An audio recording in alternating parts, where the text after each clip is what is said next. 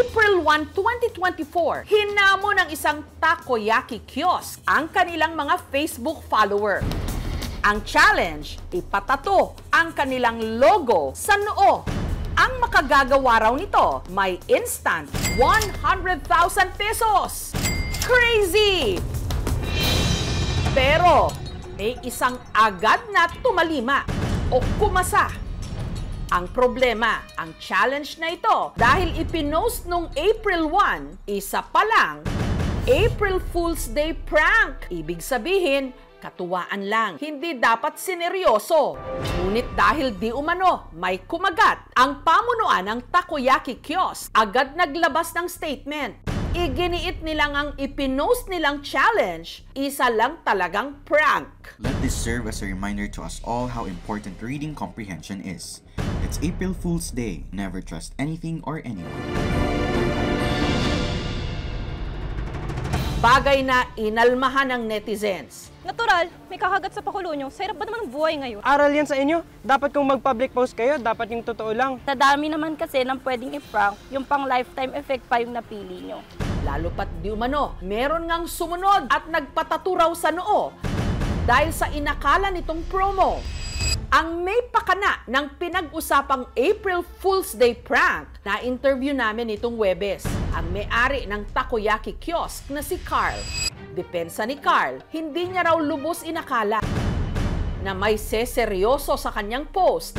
Nahugot ko yung sa joke na sinasabi nila na ba't di mo ipatato? Ipatato mo sa noo. Parang napaka-imposible na may gumawa nun. Kasi pag sa katawan lang, sure ako na maraming gagawa.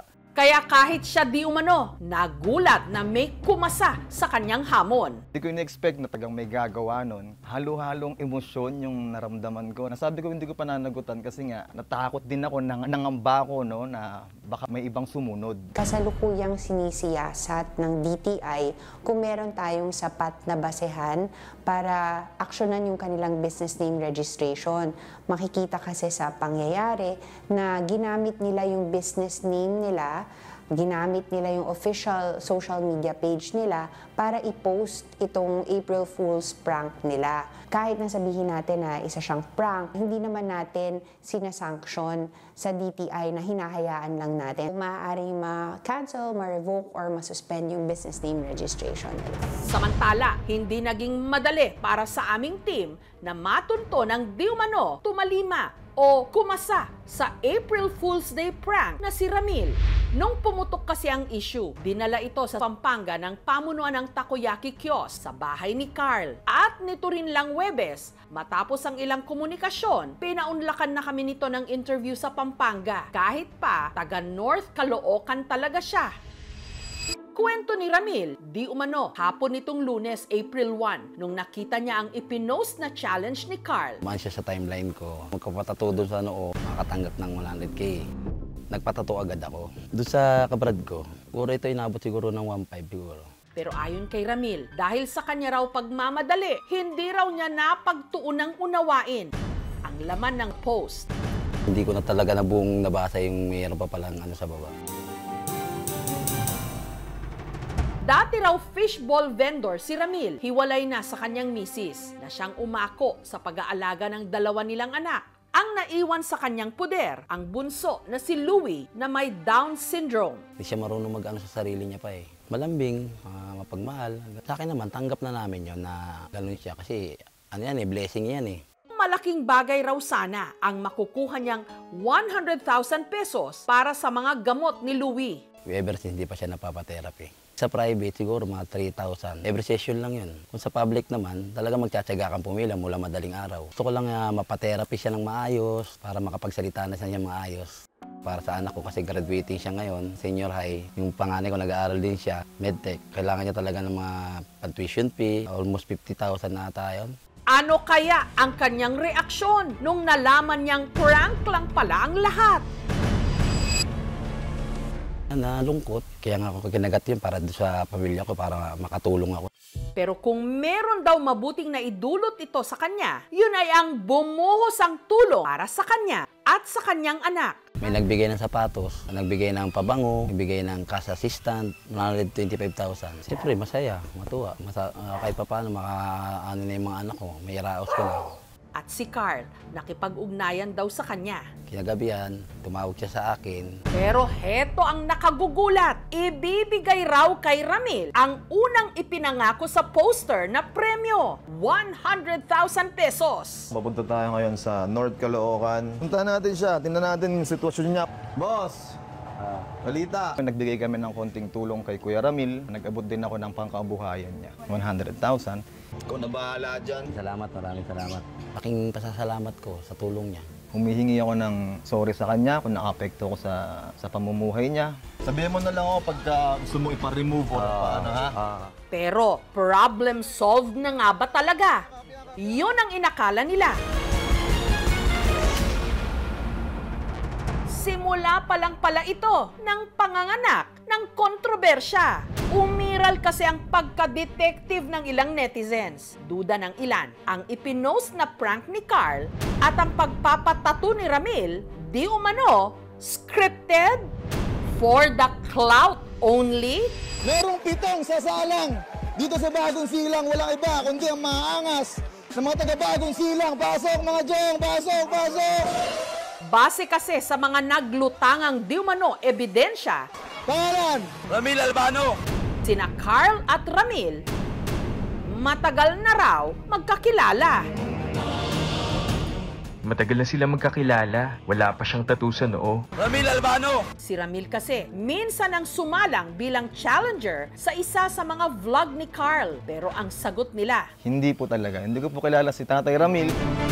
Totoo po yun na sumali ako dati sa challenge niya. Challenger lang. Hindi po kami talaga magkakilala. pangalawa, kaduda-duda raw na ilang minuto lang matapos i-anunsyo ang challenge, si Ramil nakapag-submit na agad ng kanyang tattoo entry. Sa totoo namang 3:36 PM kayo nag-post ng April Fool's joke nyo. Tapos 4:04 PM, tapos na agad yung tattoo niya at magaling agad. Ay nako. At ang komentong ito, di umano, binura raw sa page. Ang dinilit ko yung mismong post. Baka pag nakita nung na may nag-abot na kami ng tulong, tatakot kami o nangangamba kami, baka may ibang gumaya.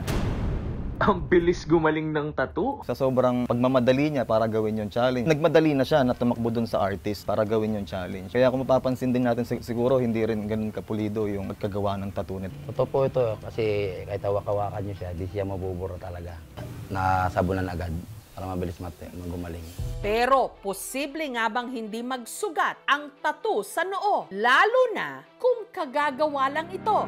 Nagtanong kami sa lehitimong tattoo artist. Yung nakita ko kasing photos, wala nang bleeding dun sa tattoo, tapos walang masyadong redness surrounding yung tattoo. Kapag ganun kasi I would say na mga more than a week or around a week na yung tattoo. May mga kumalat ding post na bago pa raw inilabas ang challenge nitong April 1, di umano namataan na raw si Ramil na may tattoo sa noo bago pa ang April Fool's prank nitong ang April 1. Kaya patuloy kaming nag-imbestiga at sa paglilibot ng aming team sa barangay na tinutuluyan ni Ramil, meron kaming nakilala na may matibay raw na ebidensya na di umano isang malaking palabas lang talaga ang nangyaring pa-promo at pagpapatattoo sa noo. Picture ko ng Friday, 9:27 PM. Para katunayan na Friday pa lang meron na siyang tattoo. Isa nga lang ba itong publicity stunt? Sa mga taga-Bagong Silang, pasok mga Jong! Ang pag-imbestiga sa mga aligasyon at ang sagot ni na Carl at Ramil sa mga maaanghang na ibinato sa kanila sa social media sa linggong ito. Aamin na ako. Sa aming pagbabalik. Sa linggong ito, mainit na pinag-usapan ang Facebook challenge na ito. Tattoo sa noo, kapalit ng 100,000 pesos. At sa paglilibot ng aming team sa barangay na tinutuluyan ni Ramil, meron kaming nakilala na magpapatunay raw na ang lahat ng ito staged lang o scripted. Itago natin siya sa pangalang Ralph na ang pruweba, screenshot ng isang usapan. Picture ko ng Friday, 9:27 PM. Kung saan makikita ang litrato ni Ramil na meron na ngang tattoo sa noo at ang petsa ng screenshot, March 29, 3 araw pa bago nag-post ng challenge. March ng gabi. Sigurado ako hindi April 1 yun. Giinom lang kami, nagulat ako. Pagtanggal niya ng sombrero, sabi ko, ano yan? Tattoo pala. Pinicturean ko gamit yung messenger. Sinend ko sa kaibigan ko. At hindi dyan natatapos ang aming mga nadiskubre dahil may ilan din kaming nakapanayam sa lugar na nagpapatotoo na meron ngang tattoo si Ramil bago pa mag-April 1. Kapitbahay po namin yun, si Kuya Ramil. Pero nakita po namin yung tattoo niya, yung Biyernes Santo. Tinanong ko naman po siya kung saan, para saan yun eh. Sabi niya lang sa akin, secret eh. Hindi ako nagkakamali, nakakita ko yun, March 30 to 31. Inampas ko pa nga eh. Biglang umaray. Ibig sabihin, legit. Ipinaabot namin ang resulta ng aming investigasyon kina Carl at Ramil. Yung lumabas na yan ay gawa-gawa lang nila, baka ine-edit lang yan. At nitong Biyernes, sa pakikipag-usap ni Carl sa aming team, inamin na niya na lahat ng ito, gimmick lang. Maglalabas daw sila ng video para amining marketing strategy lang ang lahat ng ito. Pero ang tanong pa rin, planado ba ang lahat o nabisto lang? At kahapon nga, inilabas na nila ang naturang video. Aamin na ako. Dinala namin kayo dito sa isang malaking marketing stunt. Kailangan ay makabuo ko ng ingay para mag-viral. Pahanap ako sa kaibigan kong tattoo artist na kung meron ba siyang kaibigan na willing magpatattoo sa noo. Sabi ni Kuya Ramil ay willing daw siya. Tinanong ko siya kung hindi niya ba pagsisisihan. Ang sabi niya ay okay lang naman daw basta para sa anak niya. Hindi scammer si Tatay Ramil. Yes, part to ng marketing stunt mula una hanggang huli. Ginawa namin lahat para makaanin ng engagement sa negosyo namin. Dala ng pangangailangan ko, yung pangangailangan namin sa pag-aaral ng anak ko. Ako po yung nagtattoo kay Sir Ramil nung March 28, makatulong kay Brad Ramil. Kung nagtanong lang po si Carl sa akin kung may kilala akong papayag na magpatattoo sa noo. Medyo talagang natakot po. Inamin man nila na gawa-gawa lang pala ang lahat. Isa ang sigurado. Kailangan ng tulong ng bunsong anak ni Ramil na si Louie.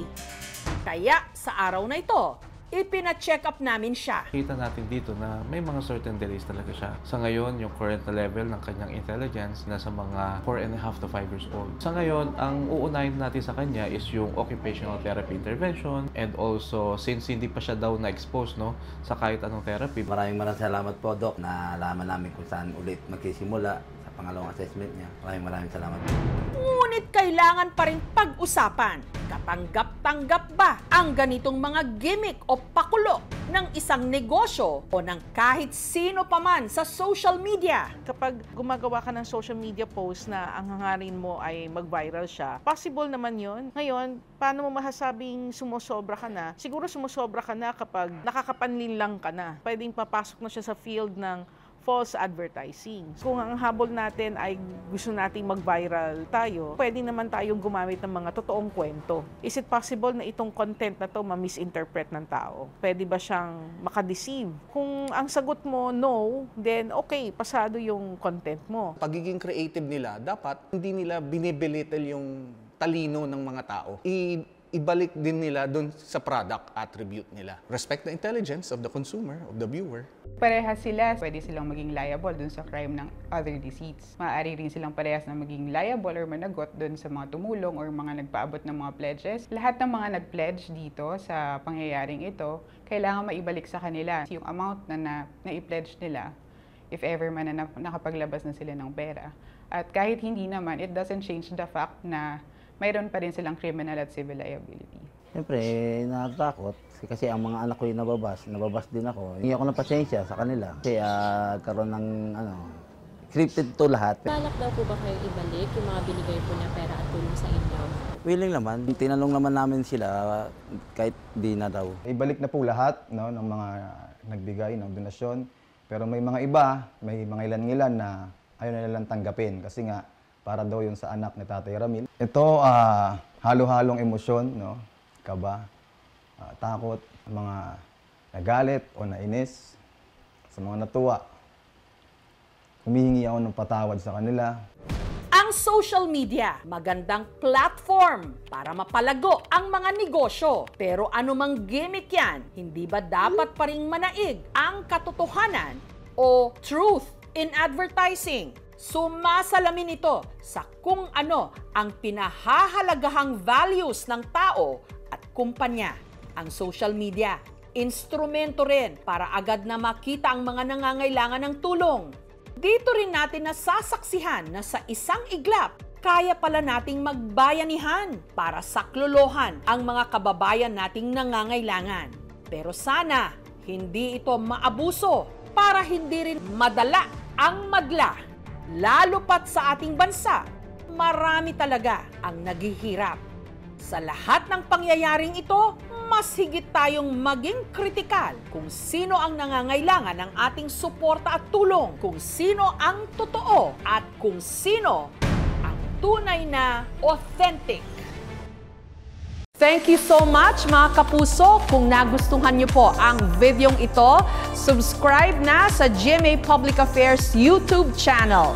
Don't forget to hit the bell button for our latest updates.